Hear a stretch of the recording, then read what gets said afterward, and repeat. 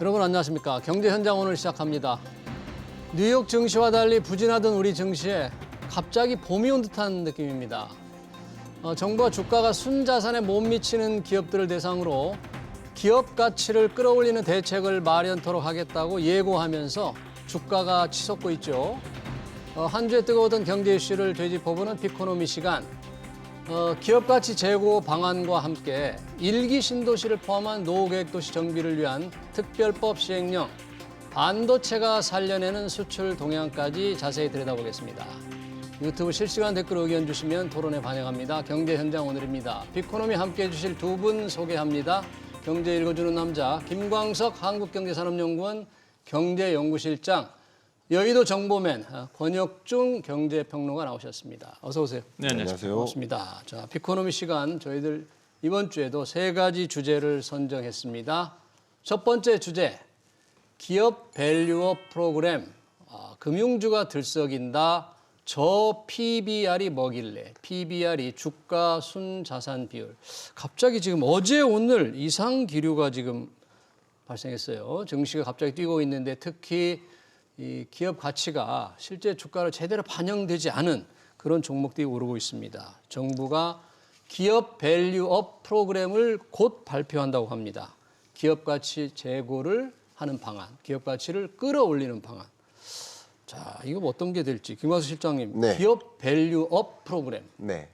정부가 이제 곧 발표할 텐데 이게 어떤 걸까요, 이게? 기본적으로 우리나라가 뭐 그동안 요 며칠은 좀 달랐지만 그동안 미국 주가가 뭐 최고가를 경신한다든가 일본 주가가 최고가를 경신한 그런 흐름과는 좀 달리 우리나라의 주가는 힘을 받지 못했죠. 그렇죠. 그러면서 또 한국 투자자들이 굉장히 많이 실망했었고요.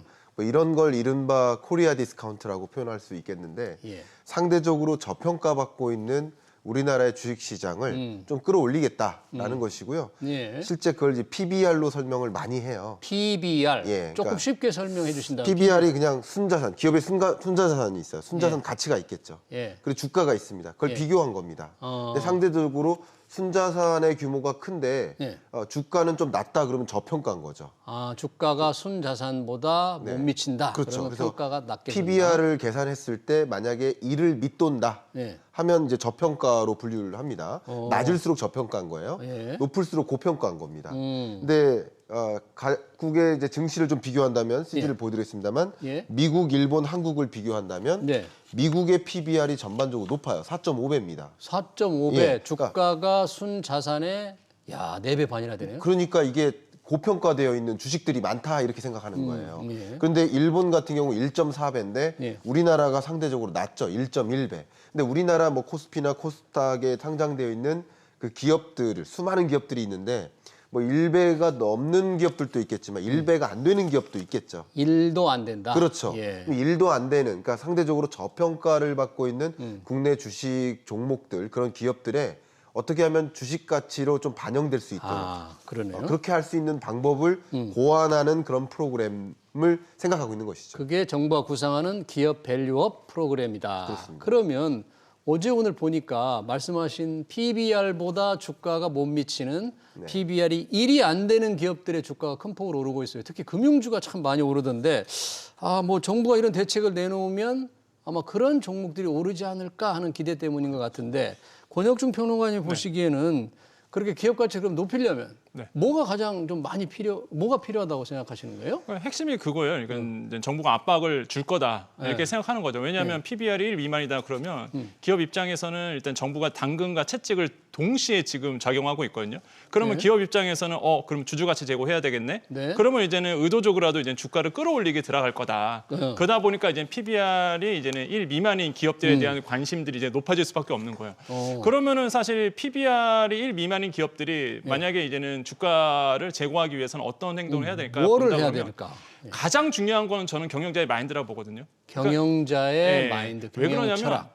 우리나라는 전통적으로 사실상 우리나라 주식 시장을 본다 그러면 굉장히 저평가된 주식들이 굉장히 많습니다. 예. 그러니까 지금 뭐 코스피 같은 경우가 한 56%가 1 미만 종목이 되고요. 절반이 PBR이 1이 안 돼요? 네. 그다음에 이제는 코스닥 같은 경우가 이제 33% 정도 이렇게 되어 있단 말이에요.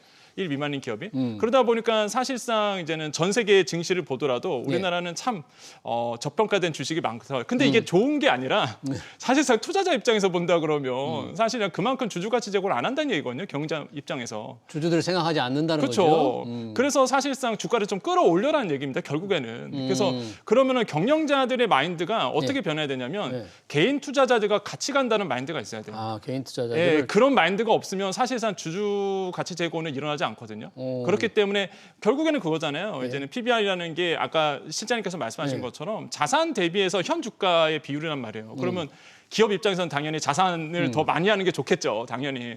하지만은 이제 투자자 입장에서는 그게 아니라 이제 자산도 끌어올리되 주가 좀 끌어올려라. 주가 끌어올려라. 네, 그런 그래서? 마인드에서 본다 그러면 역시 경영자의 마인드가 저는 가장 중요하다. 그러니까 이 이른바 소액주주, 개미 투자자들과 함께 간다는 생각을 맞습니다. 경영자들이 해야 되는 게 이 기업 밸류 프로그램이 가장 중요한 거다. 우리 김광석 실장님 보시기에는 이제 뭐가 더 필요할까요? 네, 뭐 저는 여러 가지 생각을 많이 하는데 좀 이게 한두 문장으로 정리가 안 됩니다만 예를 들면요.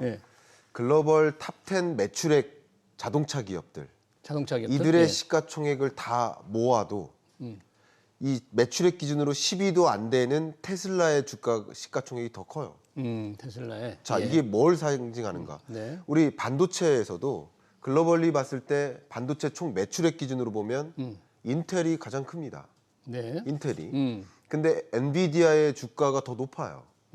자, 이게 뭐를 얘기하느냐? 그러니까 뭐 자산도 중요하지만 경영 실적이라는 면에서 봤을 때 당연히 압도적으로 시장 점유율을 많이 갖고 있고 또 매출액도 늘고 영업이익도 느는 그런 기업임에도 불구하고 주가가 그렇게 높게 반영되지 않는 기업이 있고 반대로 굉장히 고평가받는 기업이 있단 말이에요. 그럼 이것은 무엇일까?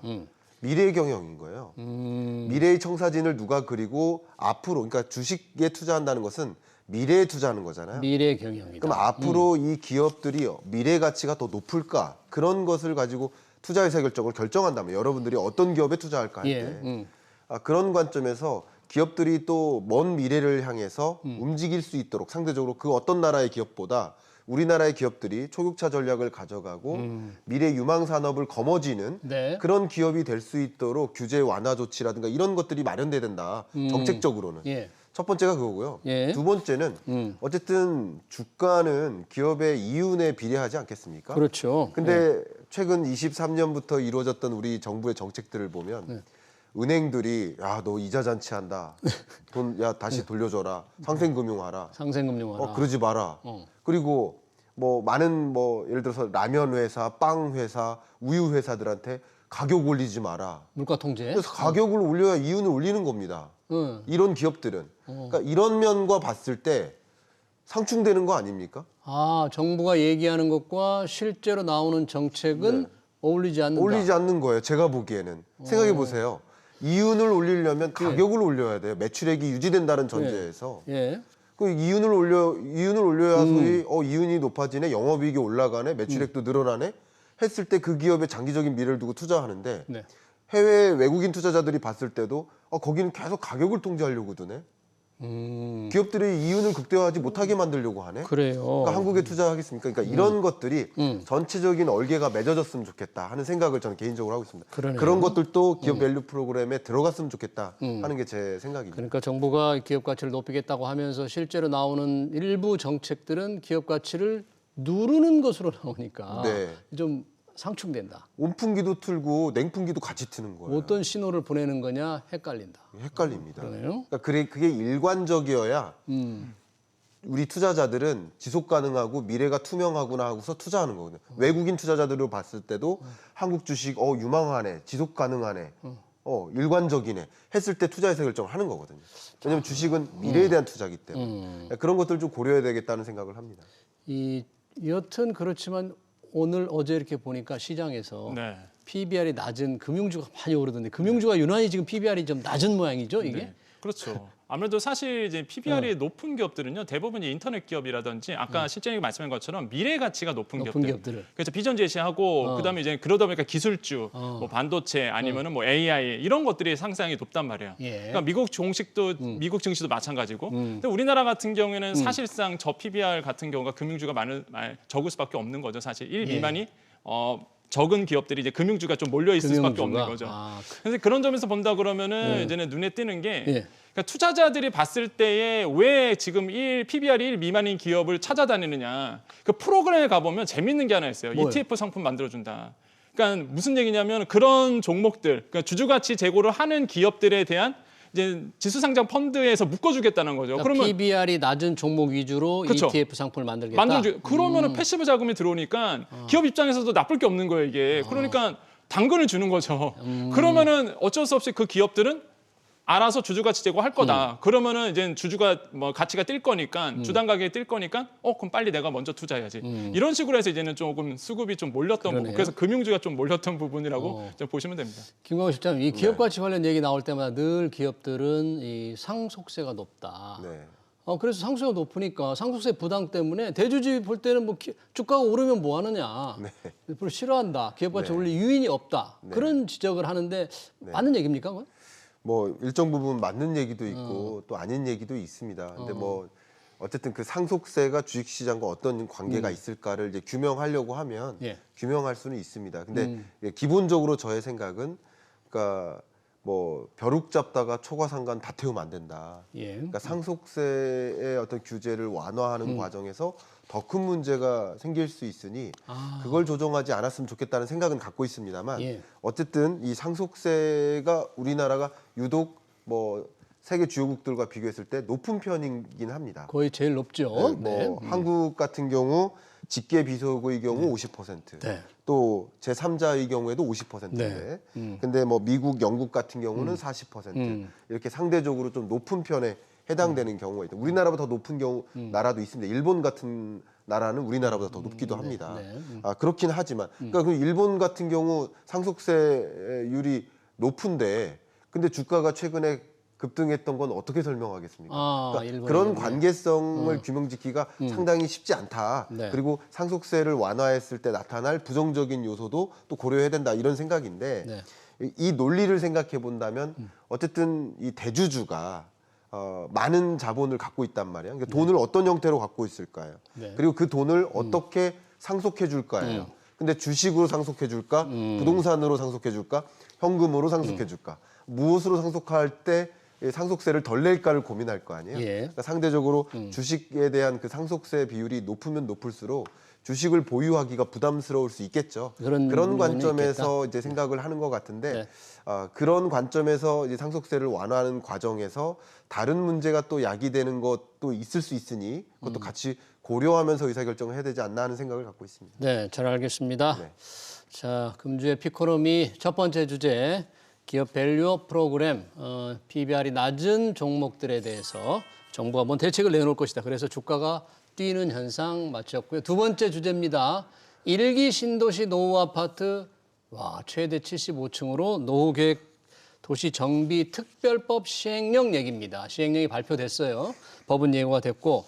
자, 권혁준 평론가님, 우선 새로 나온 시행령 발표된 내용, 어떤 핵심적인 내용만 좀 간단히 말씀해 주실까요? 그러니까 원래가 사실 51곳이셨죠. 그러다가 이제 108곳으로 이제 늘어난 거고 여기서 눈에 띄는 건 원래 가양, 그다음에 이제는 수원, 정자, 그다음에 고양, 행신 원래 없었다가 이번에 이제 새로 이제 편입이 된 겁니다. 그래서 여기에 대한 이제 관심들이 높아지게 됐고요. 서울이 9곳 정도 되거든요. 경기가 한 30곳 정도가 되는데 그 저는 이제 눈에 띄는 게 가양이라는 거죠. 제가 이제 가양. 왜요? 왜냐하면 없었다가 들어왔거든요. 새로 이번에. 들어온데 근데 새로 적용이 되는 곳. 이제 강서구 제가 토박이거든요. 저 가양동에 저기 올챙이 잡으러 갔었어요. 진짜 어렸을 때 논바닥에다가 미용 공장 하나 있고 그러다가 96년도에 이제 준공이 된 거예요. 아파트가 거기 세워졌거든요. 이제 벌써 이제 30년이 다 됐습니다. 그래서 이제는 낙후돼 있고 그다음에 이제 한강병유다 위치도 좋고 그래서 이제는 이번에 이제는 특별법으로 해서 정비 개발이 이제 들어가는 길이 이제 열린 건데 이런 점에서 본다 그러면은 저는 뭐 정부가 어느 정도 부동산을 떠받치기 위해서 특별법에 대한 고안을 좀 내지 않았을까라고 저는 생각을 해보겠고요.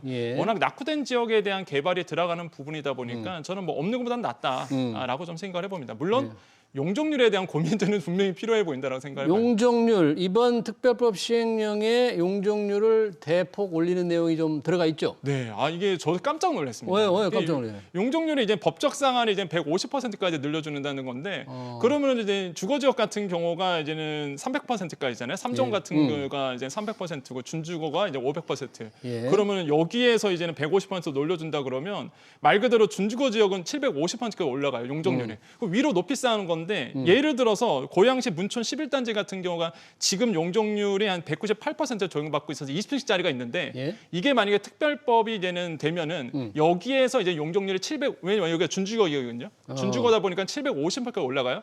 그러면은 이제 75층까지 돼요. 이게 이론상. 이론상. 그러니까 네. 물론 75층까지 짓지는 않겠죠. 네. 하지만은 이론상 올라가다 보니까 와 이거 용적률 엄청 좋구나라는 저는 생각이 많이 들고 네. 그러면은 사업의 시행이 빨라집니다. 1촌 그러니까 예를 들어서 일기 신도시 같은 경우는 가장 큰 허들이 그거였어요. 이미 3층짜리 아파트가 있는데 여기에서 시공사가 들어봤자 이윤이 안 남단 말이에요. 네. 그러니까 안 했단 말이에요. 시공사들이 건설사들이. 그런데 용적률을 높여준다? 네. 그러면 사업성이 생기죠. 사업성이 생긴다. 그러다 보면 이제 속도가 좀 빨라질 수밖에 없어요. 이렇게 혜택을 주면은 너무나 이제 어떤 특혜일 소지가 있기 때문에 또 공공기여로 정부에 이 기여를 해야만 되는 거잖아요. 다 주민들이 가져갈 수는 없지 않습니까, 이게? 그렇습니다. 예. 네, 그런 면에서 우려되는 것들이 많이 있죠. 어떤 게 우려됩니까? 그러니까 지금 이렇게 용적률이라든가 예. 이런 특별법을 마련하는 과정에서 나타날 몇몇 우려점들이 있어요. 그러니까 네. 그런 말씀을 드리는 것은 이런 것을 시행하는 과정에서 그 우려점을 좀 최소화하는 방향으로 했으면 좋겠다라는 예. 말씀을 드리고 싶은데 저는 일단 첫 번째로 가장 우려되는 예. 것은 2022년, 23년 예. 2개년 동안 주택 경기가 안 좋았습니다.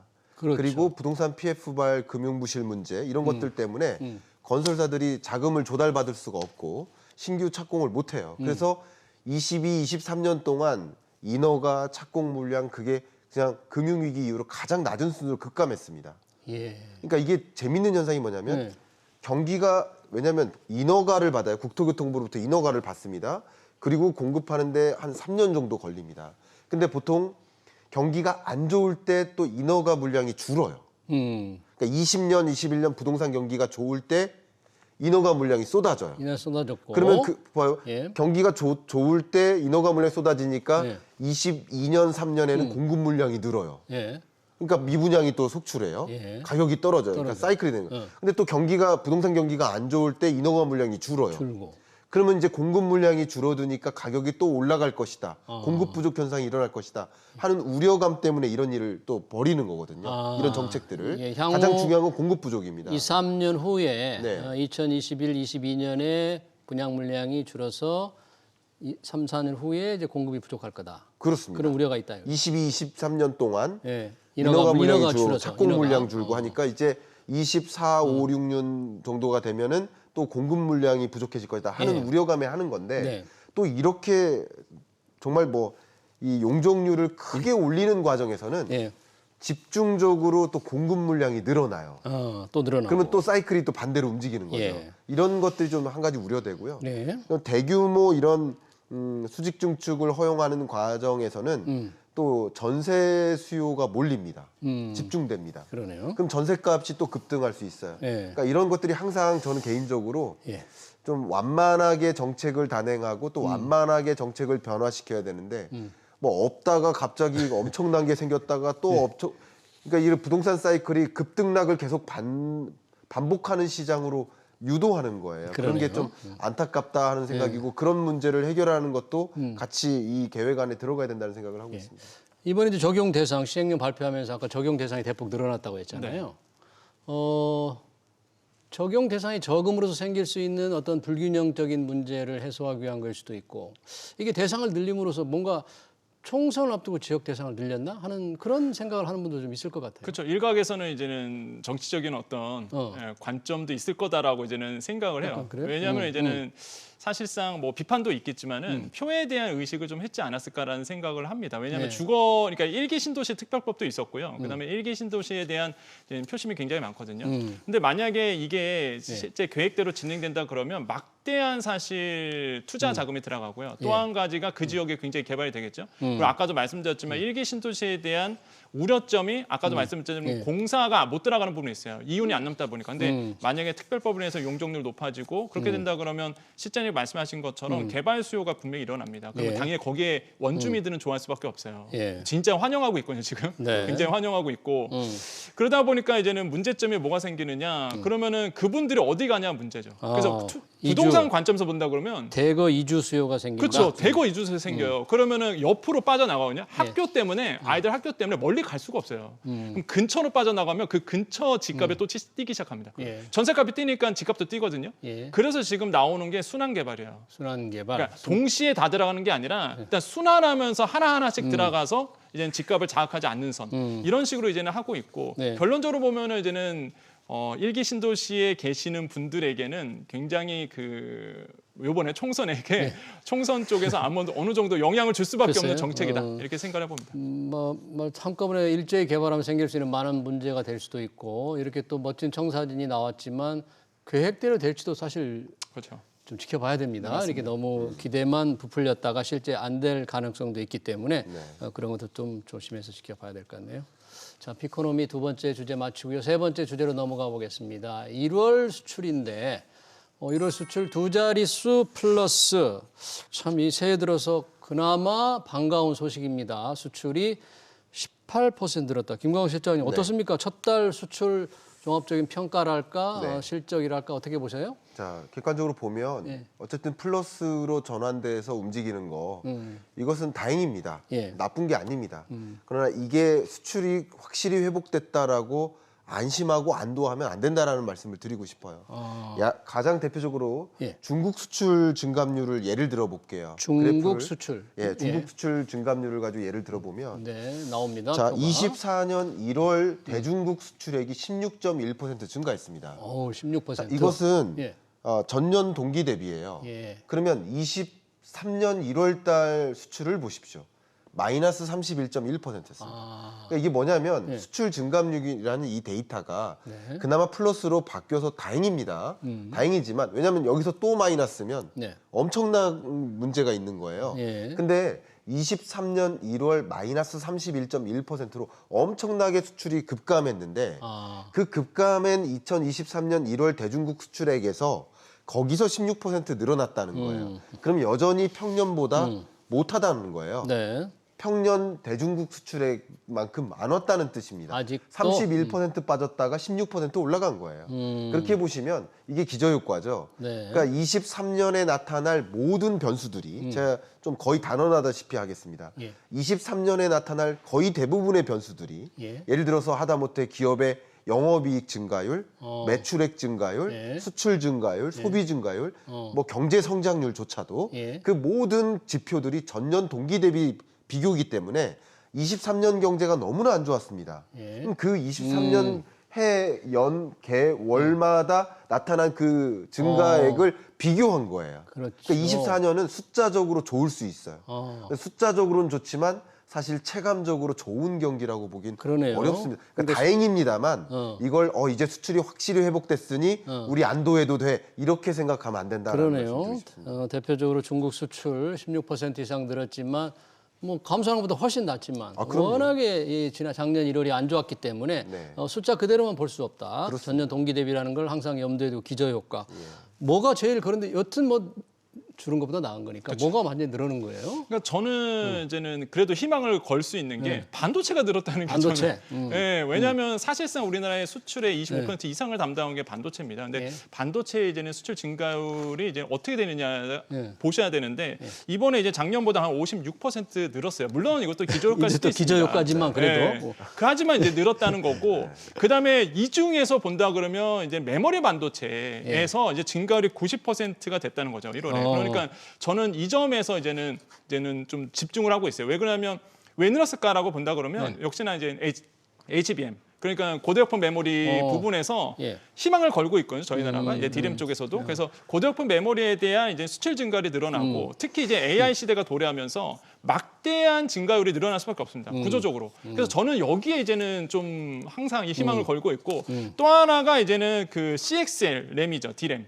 그러니까 이제는 차세대 반도체라고 보통 얘기를 합니다. CX 디램. 그게 그렇죠. 차세대 반도체예요, 디램이요? 그렇죠. 컴퓨터 익스프레스 링크라고 얘기하는데, 그러니까 이거예요. 컴퓨터 우리가 할 때 렉 걸리잖아요. 예. 버퍼 이렇게 표현합니다. 그러니까 막 동그라미 돌아가고. 막 근데 그런 거 있죠. 예, 그게 왜 그러냐면 CPU와 아니면 기존 장비들과의 호환성 문제거든요, 사실상. 근데 이제는 이 익스프레스 링크라는 게 뭐냐면 바로 직렬 연결되는 거예요. 그 회로도를 얘기합니다, 결국에는. 예. 근데 거기에 들어가는 디램이 필요하거든요. 그거를 만드는 회사가 삼성전자, SK하이닉스란 말이에요. 그러니까 그러니까 이게 CXL D램에 대한 기술력 이런 것 때문에 제가 봤을 때 AI 시대가 더더욱 돌아올 거고 그러면 반도체의 업황이 뭐 안 좋다 하더라도 일단 고대역폭 메모리라든지 CXL D램의 수요 증가로 인해서 반도체 수출은 늘어날 수밖에 없는 구조로 간다. 정부가 기재부에서 항상 작년도에 주장했던 게 그거였어요. 하반기 갈수록 좋아지는데 그 이유가 반도체 업황이 이제 서서로 좋아질 나아지면서 좋아질 거야. 근데 실제 정부가 예상했던 대로는 가고는 있습니다. 현재까지는. 그렇기 네. 때문에 저는 반도체 업황이 굉장히 중요하다고 다시 한번 강조를 알겠습니다. 해드립니다. 반도체 HBM 고대역 메모리와 CX 디램 네. 상당히 수요가 늘어날 거라는 그런 기대감이 있고 중국의 경기가 좀 나아질 거라 그러는데 중국 경기가 올해 네. 부동산 때문에 계속 길을 못 피던데 네. 나아질 것 같습니까? 확실하게 반등, 우리 수출 반등으로 돌아서는 거예요?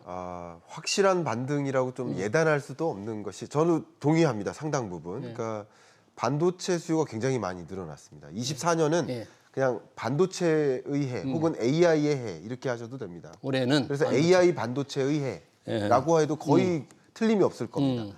많은 빅테크 기업들이 AI 서비스를 늘려나가요. 예. 그럼 AI 서비스를 늘리기 위해서는 AI 반도체를 구축해야 됩니다. 네. 확보해야 돼요. 그 AI 반도체가 구동이 되기 위해서는 우리나라에 말씀하신 HBM이 필요합니다. 예. 그럼 이건 메모리 반도체인데 그러니까 당연히 AI 서비스를 늘려나가는 수많은 빅테크 기업, 금융사, 유통사들의 움직임이 결국 이 HBM의 수요를 늘려나갈 것이다. 예. 그래서 반도체 수요가 늘어날 것이다. 라고 보는 것은 저도 같은 생각입니다. 예. 다만 반도체 특히 AI에 대한 투자, 반도체에 대한 투자가 만약에 위축될 경우, 뭐 당장은 아닐지라도, 네. 그러면 또 우리나라의 수출은 회복되지 않은 거예요. 이게 왜 그러냐면 전체 수출 구조를 보면 우리나라가 수출하는 것이 서비스와 상품입니다. 예. 근데 서비스 수출은 늘지 않았습니다. 계속 마이너스예요. 서비스는 상품 수출이 늘었는데 상품 수출에서도 보니까 반도체 수출이 늘어서 느는 거예요. 결과적으로. 그리고 그 느는 것도 기저효과 때문에 느는 거예요. 그러니까 이런 것까지 생각해 보면 온전히 수출이 회복됐다라고 판단하기 좀 어렵고 그러네요. 중국 경제 같은 경우도 안 좋은 건 맞아요. 안 좋은데 리오프닝에 따른 어떤 효과가 지금 집중적으로 나타나고 있습니다. 그런 효과도 반영된 거라고 생각한다면 중국의 리오프닝 효과가 지금 나타나고 있다. 그렇죠. 제자리로 돌아오는 거예요. 예. 그런 과정에서 수출이 좀 늘어나는 경향도 있는데 예. 리오프닝 효과도 이제 상쇄되기 시작하면 우리나라의 수출이 뭐 대중국 수출이 계속 지속적으로 늘어날 것이다. 이렇게 기대하기는 또 어려운 부분이 있겠습니다. 중국 경제도 그렇고 글로벌 경제, 특히 미국 경제 같은 경우에는 올해 IMF가 성장 전망치를 조금 높였죠. 그런 거 보면 경제 성장이 조금 나아질 것 같으니까 우리 수출 여건 그나마 좀 더 조금 좋아지겠죠? 어떻게?